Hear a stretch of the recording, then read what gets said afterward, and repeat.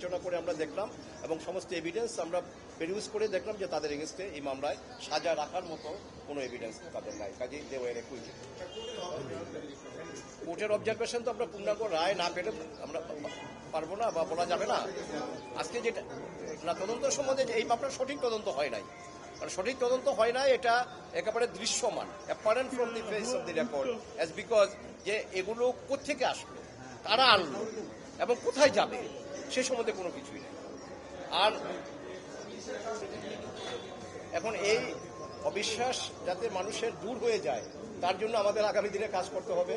আমাদের যে যখন সরকার আসবে সেই সরকার নিরপেক্ষ থাকবে, কোনো তদন্ত বা কোনো মানে আপনার বিচার বিভাগে কেউ হাত দেবে না, এটা আমরা আশা করব।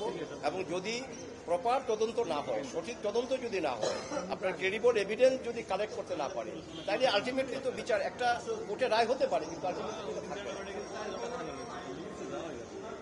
না। পরেশ বড়ুয়ার যেহেতু আমাদের এখানে আমাদের প্রচলিত আইনে এলআর ম্যানুয়াল অনুযায়ী, লিগ্যাল রিমেম্বারেন্স ম্যানুয়াল অনুযায়ী কোনো কারো যদি ক্যাপিটাল পানিশমেন্ট হয়, তার সে যদি উপস্থিত নাও থাকে, তার যদি অ্যাবসেন্সিয়াও এখানে বিচার হয়, সেখানে আমাদের দেশের আইন অনুযায়ী স্টেট ডিফেন্স লয়ার সে পায় এবং স্টেট ডিফেন্স লয়ার ছিলেন ওনার পক্ষে কথা বলার জন্য।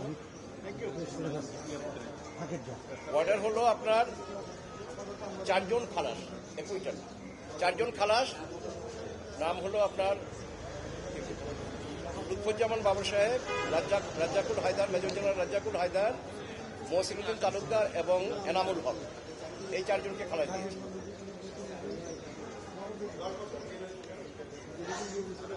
এই 2 জন আর বাকি যে 7 জন 10 বছর, আচ্ছা এই তো 4 জনকে অ্যাকুইটাল দিয়েছে। আর 2 জন আপনার খালাস হয়েছে, আরো 2 জন খালাস হয়েছে যারা দেয়ার ডেট বাট তাদেরকে কোর্ট নির্দোষ সাব্যস্ত করেছেন, আর হলো মতিউর রহমান নিজামী সাহেব এবং আপনার ব্রিগেডিয়ার জেনারেল আব্দুল রকিব। হ্যাঁ, নুরনবী সাহেবকে খালাস দিয়েছে বছর। হ্যাঁ, এখন আবার কোর্ট একটা কথা বলেছেন, সেটা হলো যে ফৌজদারি কার্যবিধির 35-এর এ ধারা, 35-এর এ ধারাটা হলো যে মামলা শুরু থেকে রায় পর্যন্ত যেই সময়টা আপনি হাজতে থাকবেন, আপনার ওই সময়টা আপনার ইয়ে হবে, সেন্টেন্স থেকে ডিডাক্ট হবে, বাদ যাবে। তো বাদ গেলে পরে তাদের দেখা গেছে যে 10 বছর তাদের খাটা হয়ে গেছে। এটা তো পূর্ণাঙ্গ রায় না পেয়ে আমরা বলতে পারবো না।